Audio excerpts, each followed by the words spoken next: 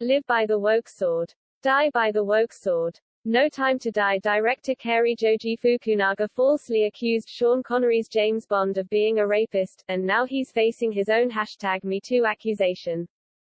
The far-left Daily Beast reports that after actress Rainden Greer read the interview with Fukunaga, where, in a fit of woke virtue signaling, he trashed Connery's Bond as a rapist, she decided it was time to come forward and tell her own story.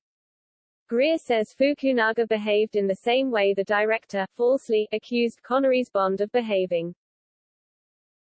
She claims there was nothing in the casting call that indicated nudity would be required. What's more, after she booked the role, no one told her, even though she repeatedly asked, about any kind of nudity. She says she repeatedly asked about it because she was playing an exotic dancer and did not want to appear nude.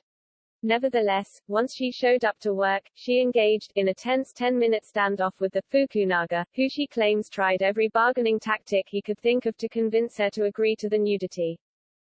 He was trying different things to convince me that it's not a big deal, she said. It was going to be very tasteful, or it's just gonna be really insignificant in the background. I was like, well, if it's so insignificant, why is he so insistent that I have to do this? It was just on and on and on with no budging.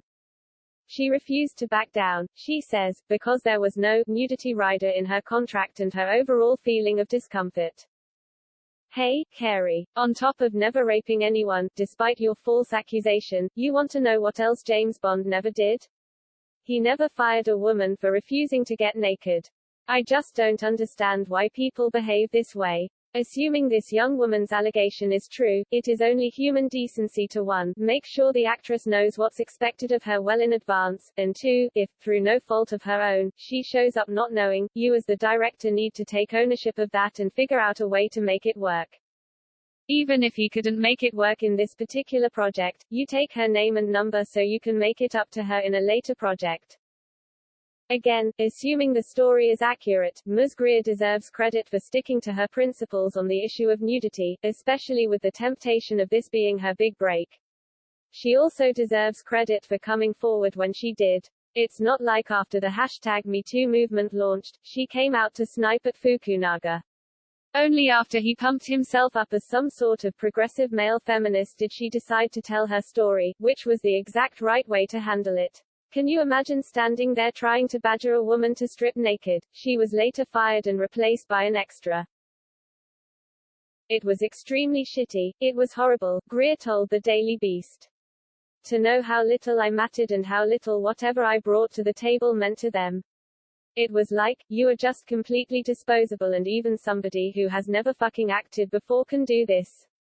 Just go home, we'll get anybody else to come in here and do this. So yeah, it was degrading. It was humiliating and made me feel terrible. As soon as I got in my car, I started crying and I called my agent and I told her what happened and she couldn't believe it.